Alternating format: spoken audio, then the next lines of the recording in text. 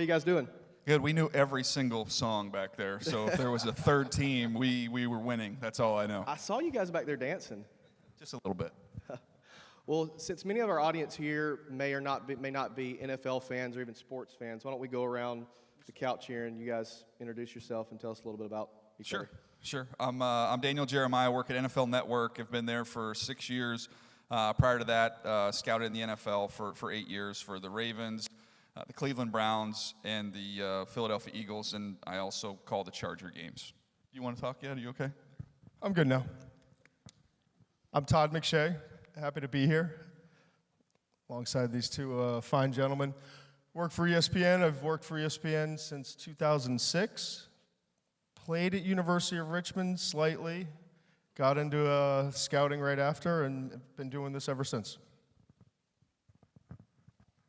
I'm Bucky Brooks. I spent 12 years in the National Football League as a player and as a scout.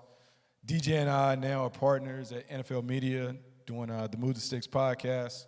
We also are on a bunch of different platforms when it comes to the network, talking all things NFL draft, NFL related.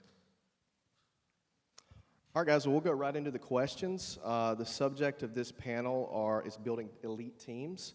And my first question is, what are some common themes you guys see amongst elite teams that you've been involved with? Saban is the guy, right? I mean, Belichick and Saban. They both can be interesting to deal with. I actually got yelled at by Saban the other day, by Nick Saban.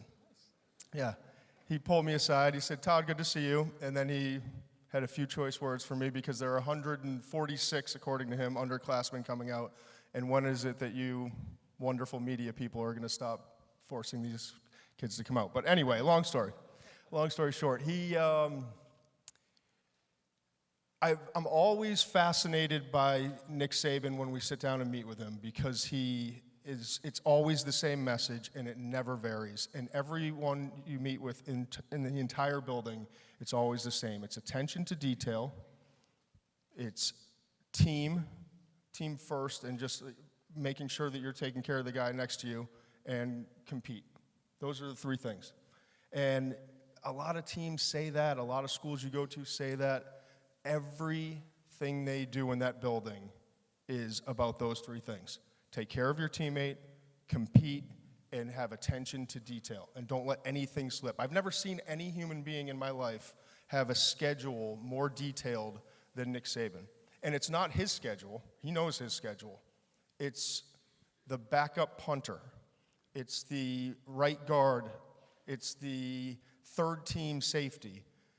Here's what you're going to do. We're going to meet here. You're going to do this. Here's your workout program. Here's your nutrition. And every single player knows exactly what they have to do, and they follow that every single day, to the point where sometimes guys get to the NFL and they have a hard time handling all the free time and not having the schedule that Nick Saban has laid out for them. So those to me are the three things. If you're talking about the highest level, those to me are the three things that really stand out. For me, to me, being around the different teams, the one thing that always stands out to me, they all have in common, because there's so many different ways to do it to get to the finish line. But they know what they want. They know who they are. That jumps out to me more than anything else. And from working on the scouting side, if you don't know what you're looking for, you can't find it. So you have to define what we need and what will work for us. It might not work for us. It could work for somebody else. That's great. If players go elsewhere and they have success, that's fine. But they do not fit what we do. So it was the relationship between the personnel department and the coaching staff. We like to talk about the coaching staff kind of helping us create the menu. Okay, what worked for you? What will play for you? What can we win with? Then as scouts and as a personnel department, we have to go find guys that have those traits. I talked about the competitiveness. The Baltimore Ravens, we were all about competitiveness. Speed, toughness, instincts were the things that we really focused on and looked for. But we had a definition of what we were after, and we could go get it. And I think that's in any business and in any line of work, if you don't know what you're looking for and what you want, you're going to end up with just a collection that's kind of like of misfit toys there. You've got to define what you're looking for and then go find it. I think to piggyback off what Todd and DJ said, I had the fortune of playing for a bunch of great coaches. Marv Levy, Mike Holmgren, Marty Schottenheimer, Tom Coughlin, John Gruden. But my college coach, Mac Brown, was also very, very impactful. And I think the thing that we have to realize in sports and in business, it's a people business. So before we can think about anything else is how do you treat your people? When you treat your people with great respect, when you uplift them, they in turn will uplift you. Now, when it comes to building the team, I think DJ hits the nail on the head when he talks about having definable traits that you're looking for. In my experience, there are kind of 5 things that I look for. I look for leadership, intelligence, competitiveness, grit, and what we call clutch factor. Because at the end of the day, it is about performance.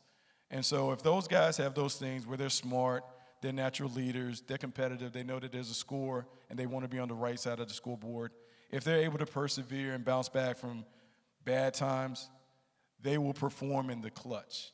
And so when you're scouts and you're looking at people, I always wanted to see how people performed in playoff games, conference championship games, rivalry games. I want to know what you do when the stage is big and the lights are bright.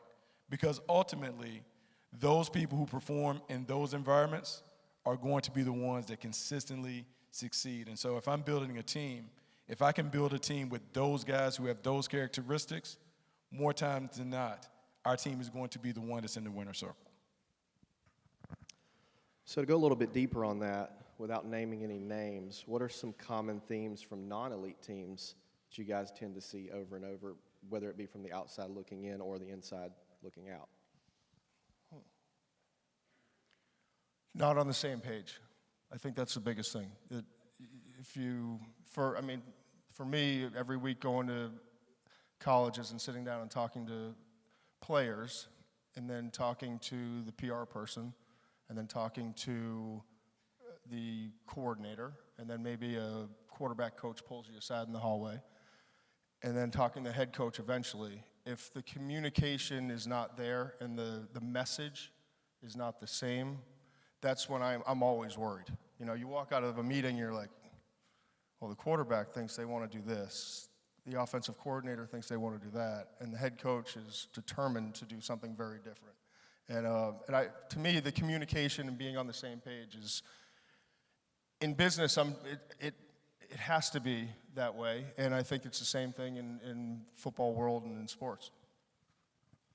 I think there's a mindset difference. I've been around some teams that went 13-3. I've been around some teams that went 4-12. And it sounds pretty simplistic, but it is, what are your goals? Is it team-oriented? Is it individually oriented? And it's amazing, the teams that focus on the unit, the collective group, all the individual accolades end up coming along with that. But when everybody individually is trying to go get theirs and chase their own, it doesn't ever come together and nobody wins. So that's been one thing that's kind of jumped out to me is, you know, how do they view that? Is it a team thing? Is it a me thing? Or is it a we thing? I know when you're talking to players and you're interviewing them, one of the great questions you can ask them is, you know, as you're getting into the draft process, hey, let's fast forward. It's the end of your rookie year. What would a successful year look like? And you'll be surprised at the different answers you'll get. The vast majority of them, I'm going to make the Pro Bowl. I'm going to catch 80 balls. I'm going to be the starter, this, that, or the other. But the guys that are a little different say, we're going to win the Super Bowl. I'm going to help contribute to us winning the Super Bowl. I'm going to make everybody around me better. If I'm not the starter, I'm going to push the guy in front of me and make him better. And it's just kind of, they see it a little bit differently. And especially when I think it was Tony La Russa had that famous line, when your best players are your best leaders and your best workers, then you've got a championship level organization. And I found that to be true as well. I think DJ and Todd both made great points. I had a coach a long time ago tell me that if you want to win, it takes a couple things: trust and communication. At the end of the day, the best teams have a level of respect amongst each other. And that respect kind of carries out in how they act towards one another, how players interact with the staff, how the staff interacts with the players, and the like. And so if you just think about respect, well, if I respect the coach enough, I'm going to show up on time. If the coach respects the player enough, I'm going to pull him to the side and I'm not going to embarrass him and browbeat him in front of everybody. I'm going to treat him like an adult, and in turn, he's going to act like an adult, and he's going to give me the ultimate respect. I think when you're creating your culture, it is very important that you have a fundamental understanding of we are in this together. Fritz Sherman, who was the defensive coordinator for the Green Bay Packers on the team that eventually won the Super Bowl, said, before, we talked about having a pot, and he said, before you can dip out the pot, everybody needs to pour in. And so we think about the we over the me. If we all put in together and succeed at the highest level, there's enough accolades for us all to receive it. But if we try to do it individually, we will always fall short. So if we can sell the team and the team being important, there's more than enough credit for everyone to get out of it. So that goes back to the respect factor. It's really about learning how to respect everybody, because we talk about it being a people business. The respect factor is the most important thing in my mind in terms of building a team. I want to add one little thing I just want to add there. I heard a great story about, you talked about being on time. The Dream Team. Everyone remembers the Dream Team, right? The greatest basketball team ever assembled with Michael Jordan, Magic Johnson, Larry Bird, Charles Barkley, all those guys. But at that time, as you can imagine, Michael Jordan was the best player in the world. And before their first practice, Coach came up to him and said, look, I need you to do one thing, Mike. Everybody's going to look to you. You're the leader. You're the best player in the world. I just ask one thing, that you be on time for all of our meetings. If we're going to go somewhere, I need you to be there because everybody's going to look at you. And he said that day they had a practice. They had to get on the bus. Michael Jordan was on the bus 30 minutes before the bus left. And once the rest of the Dream Team, all these Hall of Famers saw, man, if Michael Jordan's getting here 30 minutes early, I better make sure I'm on the bus on the time I'm supposed to be there. And the coach said never had anybody, Chuck Daly said there was never anybody that was late for anything that entire run for the Dream Team. And he did it after playing poker until about 4 a.m. On that note, when you guys are evaluating athletes, how much of that athlete's mental makeup, character, emotional intelligence goes into your evaluation? I mean, the obvious answer is a lot. And, we always say it's like 70-80% of the evaluation is the tape and the football player. There's a bar. And it's interesting, because and you guys know, you know as well as anybody, it's really changed. Like, the evaluation process has really changed. I remember, 10, 12 years ago, talking to guys in the league and being like, so what is it, 70-30? And they would be like, yeah, 70-30. It's all about the tape. It's all about the player. Now, everyone, it's like, I can figure out the tape in 5 or 6 games. I know who the player is. Now I got to dig in.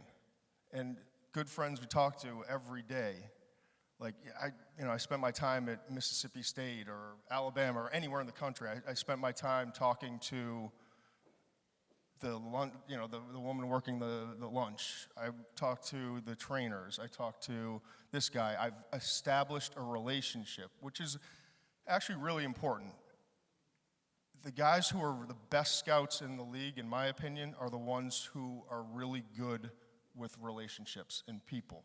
And they are able to go into a town and figure out who's the person I can trust. I'll never forget Jamarcus Russell. I was young in the scouting business at that time. I trusted the wrong person because I did not establish a relationship. And the information I got was, he's just quiet. He doesn't like the limelight, but he's a grinder and he's a worker. Number 1 overall. Guy can throw 70 yards on his knees. He's a big dude. He's the most talented guy in the draft. And he doesn't like the limelight, and he's a hard worker. Perfect. Number 1. Meanwhile, he's out of the league in what? 2 years, 3 years? And come to find out, he was lazy, and he didn't want to talk to anyone because he didn't want anyone to really get to know him. So I think the thing that I've found out over time and learned over time is that you have to establish relationships and really mean it, and not BS your way through it. Like, really want to get to know people. And then over time, if you have a relationship, the information will come after that. But it's important to get the relationship first. I think that's a great point, and I can definitely echo what you're saying about how it changed. I started scouting in 2003. Bucky was a little bit before that, and it was the first couple years. It was just watching tape, and we would talk to a couple people at the school, and that would go into the background. And by the time I finished up, my last year scouting was 2012. We were talking to 6 or 7 different sources about each player. I was sent on. I'll give you a quick example of what NFL teams do. There was a player coming out who in high school had gotten into some trouble. He had 2 brothers. I live about an hour and a half from Los Angeles. There had been a fight at an In-N-Out Burger that he was involved in when he was about 15, 16 years old. It was not arrested. It was just he got in a fight. So I was instructed by my general manager, both of his brothers were there. I needed to go speak with both brothers, but not at the same time, because I'm Magnum PI, and I'm going to take one, and he's going to give me the story, and I got to see if it matches up with the other story. And they live about 3 hours apart from each other. So my wife's at home with 4 little kids. Honey, I got to go investigate this In-N-Out Burger fight. I'll be back. So I was chasing all around to go find out this information. My background on this kid was so long. That was like kind of an awakening to me. Like, I love watching players. I love talking about football players. I don't really love investigating In-N-Out Burger fights. So that was kind of the lengths you had to go to.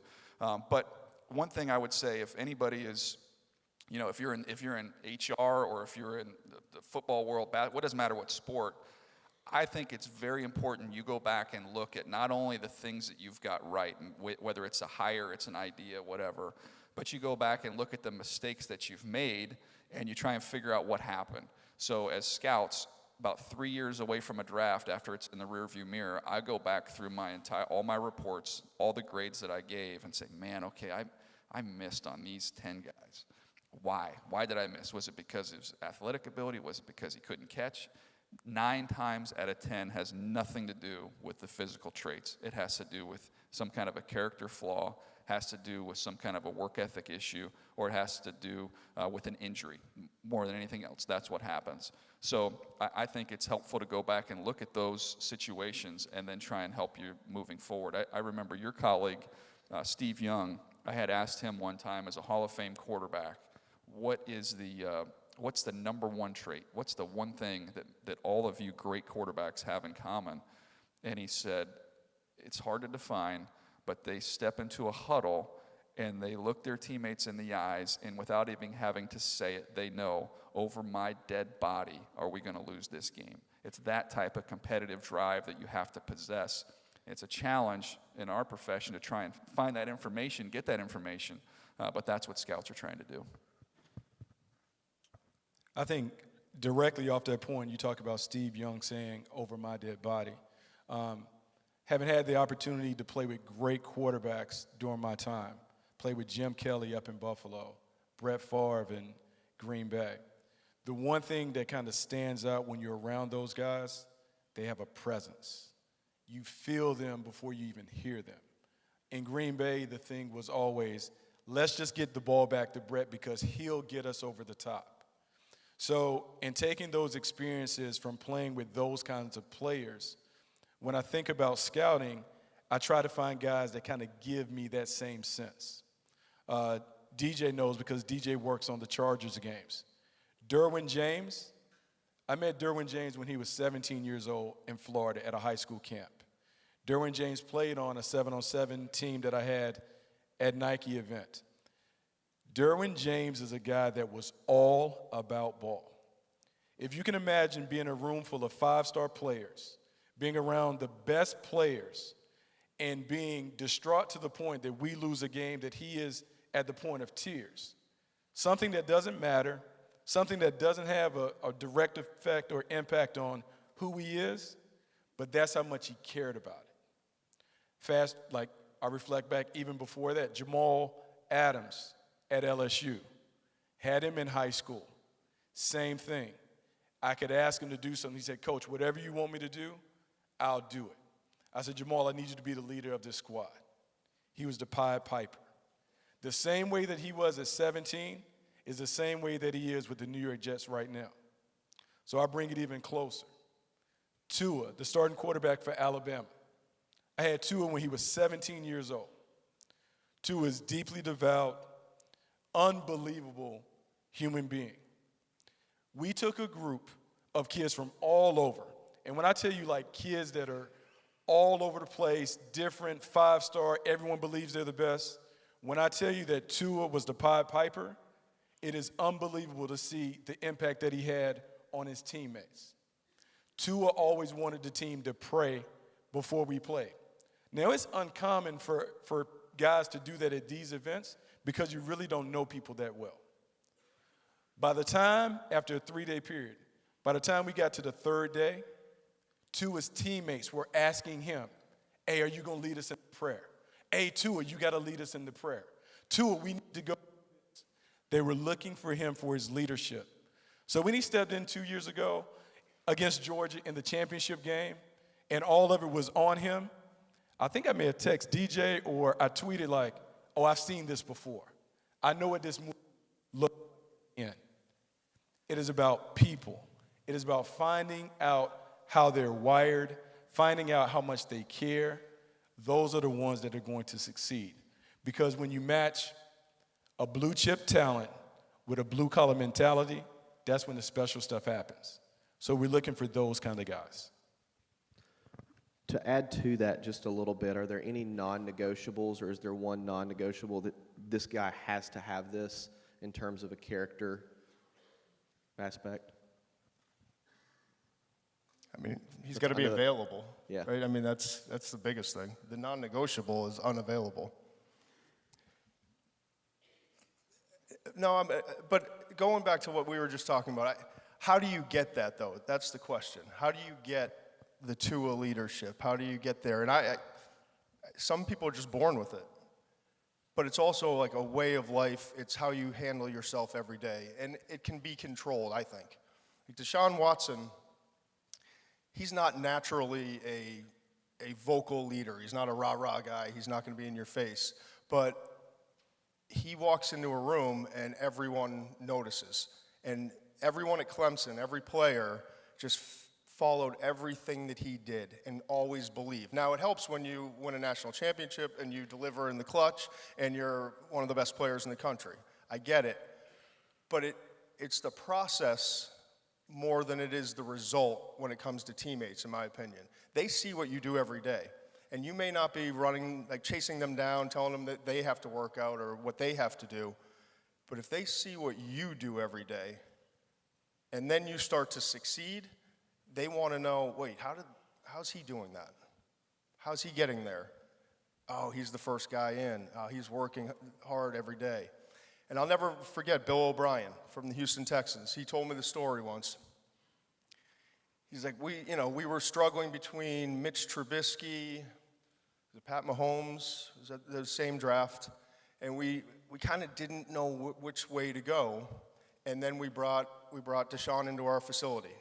And we met with him for 6 hours. We put him on the board, and we, did all these installs, and this is the package we want to run, and tell us the verbiage, and this, all this stuff. He goes, then we broke for lunch, and we walked down to the lunchroom, and he just kind of broke away. We started to go talk to some players and try to get a couple things done. And as he walked over and got a little bit of food and sat down at this table that was empty, we saw everyone start to go over. They wanted to shake his hand. They wanted to talk to him. Talking like, Watt and all the top players. They respected him, and there was a presence about him. And I think while they didn't get to see him work every day, there was something about Deshaun that always intrigued people and knew that, he was different. And I think that starts with how you handle your business every day. And you don't have to be vocal. You don't necessarily have to be in people's face. You don't have to do all the things that you see in some leadership seminar. Sometimes you just have to do all the right things, and people will follow you. It's a big message, sorry. Got really intense. Hey, there's a reason why he's wearing a suit and wearing jeans. I mean, he's so serious. I got lied to by Nagy. No, We had an old scout I used to work with.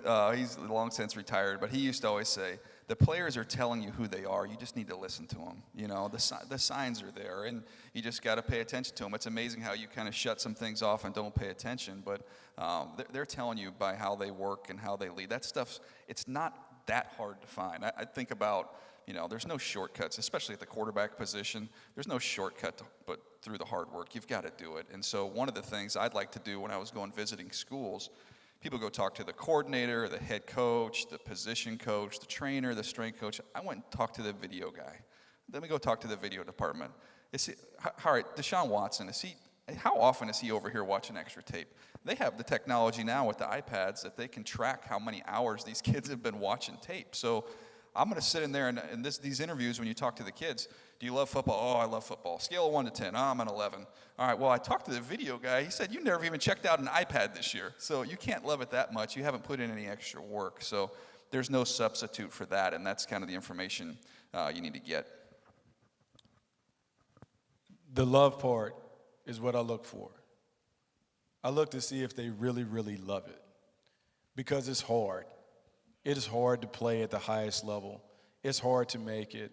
It's hard to get up every day and do the stuff that you need to do to be ready. It gets harder and harder when you start having family commitments and obligations. So it takes a level of love that you have to have for it to do it. When I look at Tom Brady has everything that anyone could want. He's won multiple Super Bowls. He has a great family. He has a wife who is loaded. There's no reason. There's really, I mean, if you really think about it, there's really no real motivation for Tom Brady to continue to play. He is already established as the GOAT, but when you watch him play, and the next time you watch him next Sunday, just watch him play and watch how he interacts and watch the emotion that he expends. You can tell that he loves it. But then it's beyond that. You go and you look at the thing on Facebook, Tom versus Time, and you see him practicing in the woods in full shoulder pads and a helmet. Why would you do that unless you love it? So for me, I want guys who love it like that. And you can't necessarily get it when you interact with them, but when you talk to their teammates, because the teammates won't lie. You can talk to enough teammates to get enough information that they will tell you exactly who that guy is. So when you're digging deep and you're finding out who you want to bring in and who you're bringing into the locker room, you got to dig a little deeper. And you just ask him, does he love it? If we were doing this in the park, would it matter enough to him that he would always want to be the winner? We talked about it last year with Sam Darnold. We said if Sam Darnold was playing pickup, would his team always win? And everyone would say, yes. He would find a way to get it done. Those are the kind of guys that kind of separate themselves. And those are the guys that we're looking for, the ones that love it. Because with all the other stuff, they just kind of find a way to do it because they'll do whatever it takes to win. But I think it always comes down from the love. It is a nice suit, though. It really is a nice suit. Those are nice jackets. Do I get one? Is there a way that we can measure grit and perseverance? Hard-hitting questions, man. I mean, I think love of whatever you do is where it starts. The grit part is how do you respond? You know, how do you respond when things are tough? And there's so many different stories I could get into, but I look at the leadership of it a lot, and guys who are dealing with things that aren't going well around them, and then how do they respond? And I think that's really important. Like Devin White, linebacker this year. He's for LSU. It really doesn't matter. He's a 22-year-old young man who we sat in a room with for 30 minutes and so inspired by his grit and what he's overcome in his life. And he grew up on a horse farm, and he never thought that he would be, doing anything like he was doing, and that he could possibly be a top 10 pick and go make $20 million. And he kind of didn't care. and things went bad for the team, and he was the one who kind of took it all on his shoulders, and he was the one who would hold team meetings by himself, and when things went poorly, he was the guy that everyone looked to. And to me, like, we can talk about grit, and if you get hit, get knocked up, and stand up, get back up. But when things go poorly in an organization, who's the guy you're looking at? Who's the woman you're looking at? And for LSU, it wasn't necessarily the head coach. It wasn't necessarily a coordinator or anyone else. It was their middle linebacker. And to the point where Greedy Williams, this cornerback who has a little daughter, and he's going to be a top 10 pick and make $20 million as well, decided not to go and play in the bowl game, like a lot of players are starting to do now. Greedy had so much respect for how Devin handled himself and everything that he had done and the leadership that he had, that before he went to talk to Coach Orgeron, he went over to Devin White's apartment and sat down with him and was crying and couldn't pull himself together to actually tell him. And Devin's like, but I know. You're not going to play, and I get it, and I respect it. I've got to play, but you have a daughter, and you've got to do what you've got to do. But to go through those kind of wars together and to have that kind of leadership where a good friend of yours is going to come over to your apartment and can barely even say the words, that to me is leadership and grit and everything that you look for. Yeah, it's a popular question that you ask these kids. I know that's Ozzy's always asked that. Ozzy Newsome always asked, give me an example of some adversity of your life and how you've navigated through it and come out the other side. And you get some unbelievable stories like the one Todd just told, to see how these guys dealt with that. It doesn't necessarily have to be on the football field. It could be in life, but you're trying to figure that out. I know Phil Savage, who I worked with Baltimore, Mobile's finest, would always talk about knots in the rope. I'm not a climber, but if you're sliding down a rope, you get a knot, it'll catch your hand, it'll keep you from falling any further.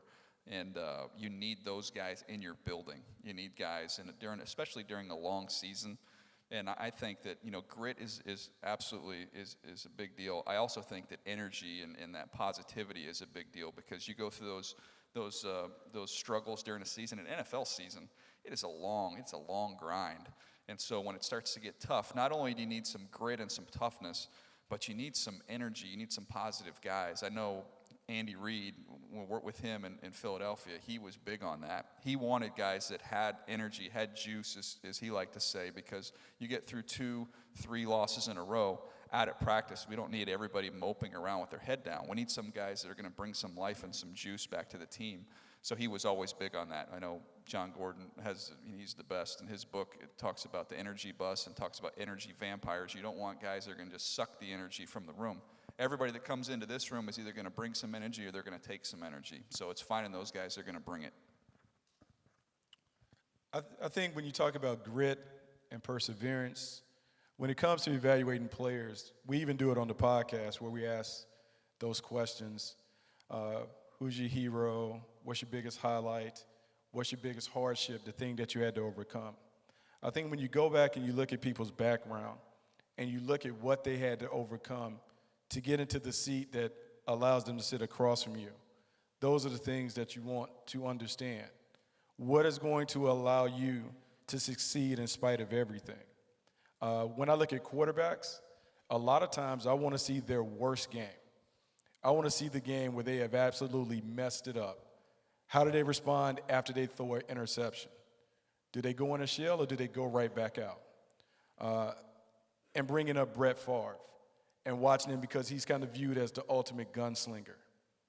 Does he choke it down a little bit when he throws an interception, or does he go all the way back and continue to put his foot on the gas? I think there's a level of courage that you have to put yourself out there. And if you're courageous enough to put yourself out there, even when you fail, you're willing to step up and go again. So when I got to Buffalo had lost 4 straight Super Bowls. One, if you think about going to the Super Bowl 4 consecutive times, it's an unbelievable feat. But to go and lose to go again and lose, to go again and lose, and to go a fourth time and lose. An unbelievable resiliency that you have to do that. And when I used to talk to their players about that, they would just talk about, it doesn't matter how many we lost. We just know that if we have another game and another opportunity, we'll go back. And whether it was Jim Kelly or Thurman Thomas or Bruce Smith or Cornelius Bennett, it didn't matter. And just from being around those guys and knowing how tough it is to endure, how tough it is to bounce back from those failures on a major stage, I can understand why Jim Kelly is able to handle and fight back from the cancer that he has. I can see how Thurman Thomas has been able to overcome the adversity that he has had to overcome. It's because it's on the inside. And some of it can be learned, but you kind of have to have it, and you have to love it enough to want to put yourself out there. And I don't know if all of us have the courage to be able to go back, but to me, grit is the courage to put yourself back out there, knowing that you may not get exactly what you want. In closing, guys, what's the one trait that you think has allowed each of you to rise to the elite level in your respective professions? Not talent. Why are you so great? Go ahead. It's not talent. Maybe you should have sat the other way. Yeah. No, why don't? Yeah, I get stuck with I got a quick response today. No, honestly, for me, I worked hard. That's it. It's nothing. It legitimately is not talent. Like, I'm not smarter than anyone else. I did not play in the league for 50 years like Bucky and UNC football star and all that. I was a walk-on at University of Richmond, which at the time was a little bit better than App State, and now App State's a lot better than Richmond. But I set up a closet in my apartment in college, and all my friends would come back, and I lived with football players, and I couldn't play my last 2 years. I got injured, and I went to the coach. I was like, listen, I just want to be involved. I want to stay involved in football. Long, short, he gave me an opportunity to basically be an undergraduate assistant, which meant I could cut up tape. I could go through tendencies, and back in the day, you had to literally write the circles, the X's for every play. Here's where the play went, and it took forever. On a Saturday, which going by the football department, you can hear everyone going to the fraternities, and you can hear the parties and the music and all that. And I'm sitting there going, click, and set up an office in my apartment in a little closet.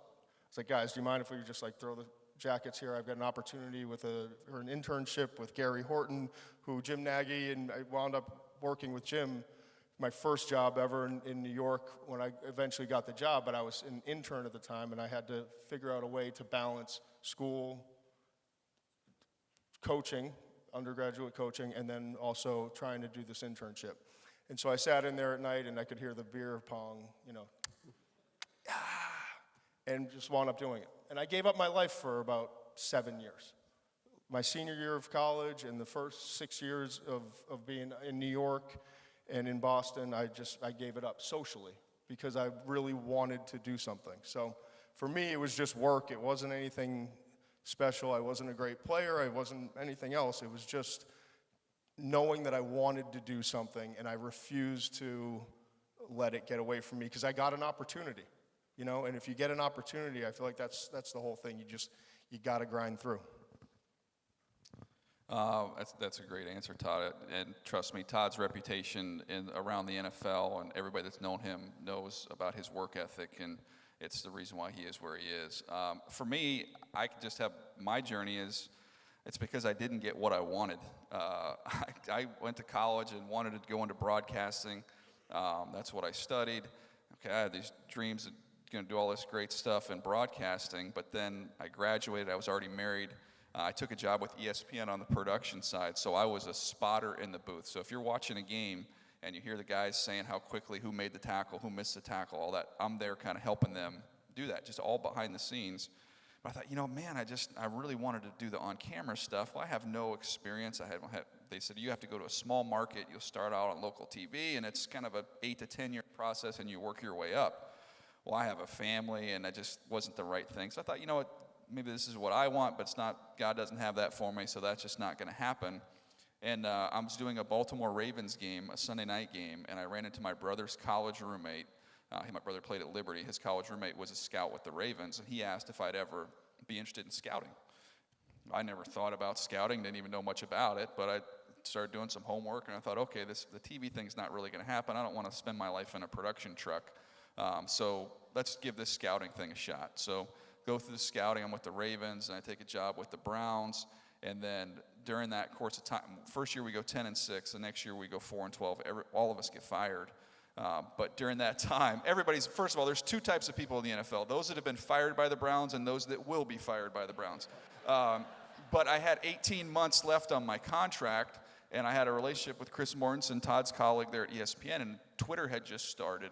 And he said, you ought to get on Twitter, and people have draft questions or player questions, and you can answer them. And so I'm sure, whatever, I'll do that. So I start that, and it starts to grow, and through that I start getting radio interview requests, and then I start doing some stuff over at ESPN, and thought that was going to happen. Okay, man, God's making these dreams happen. What a weird route to take me to get there. And then the NFL lockout happened. So there was a hiring freeze at ESPN, so couldn't do that. So then I took a job to go back into scouting with the Philadelphia Eagles. And I was ready to move my family from San Diego, California to Bristol, Connecticut, to let's just go for that TV thing. So it doesn't happen. So I go back into scouting. Halfway through my second year with the Eagles, I get a call from my broadcasting agent, who I hadn't talked to in over a year. And he says, hey, I've got job offers for you at ESPN and NFL Network. Well, NFL Network's an hour away from my house. Didn't have to move my family. I kept my kids in their same school. I end up going into the broadcasting thing, which I wanted to do. I thought I was going to go this way.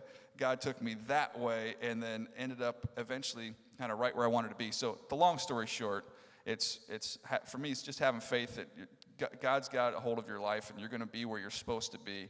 And wherever you're planted, you got to bloom. You got to try and grow and do the best you can. And meeting the right people at the right time, the opportunity and the hard work. It's been a fun run.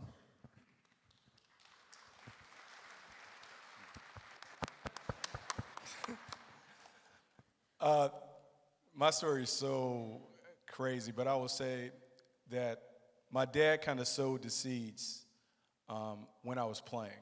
And my dad said something. So I played in the National Football League. I played for 5 different teams over 5 years.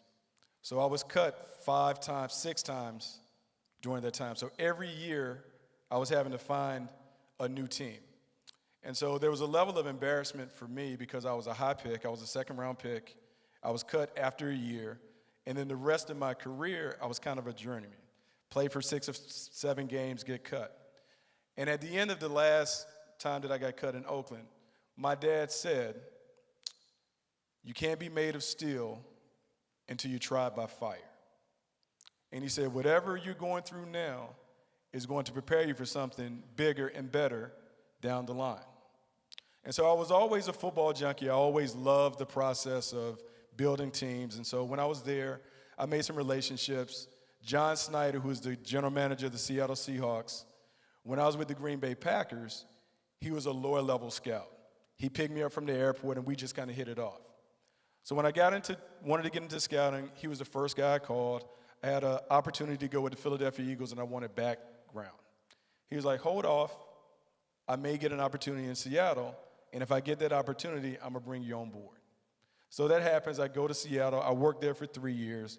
Then I have an opportunity to go to the Carolina Panthers.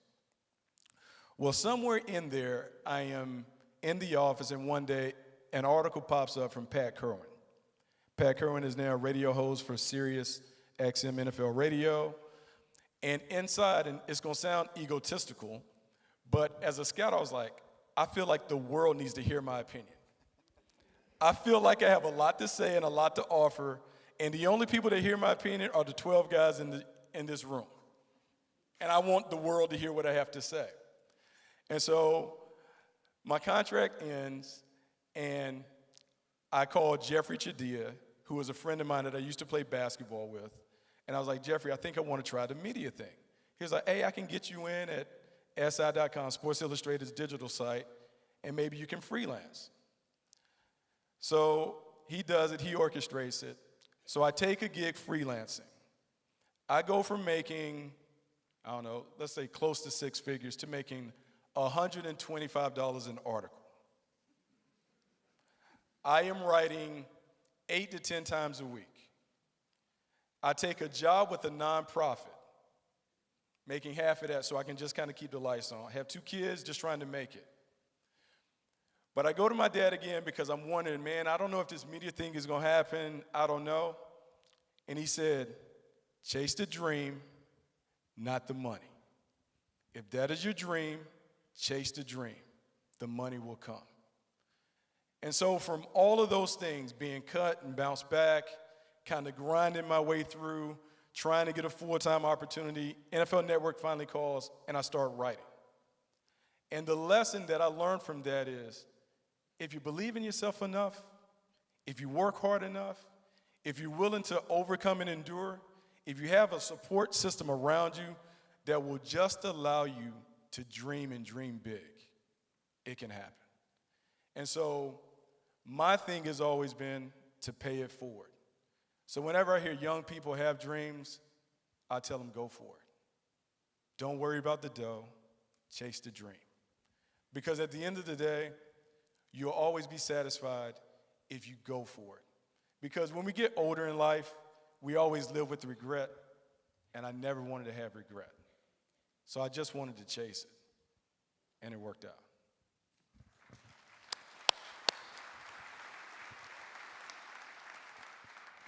Any final thoughts?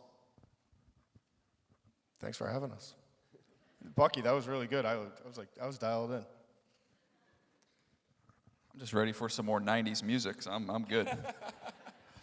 No, it's been great. It's been great sharing. I think the opportunity to share, I think being on the panel with these guys, hearing their stories, I think we all can be inspired by hearing others' stories. And so I'm inspired today just by hearing those guys talk. Give these guys a hand. Thanks for having us.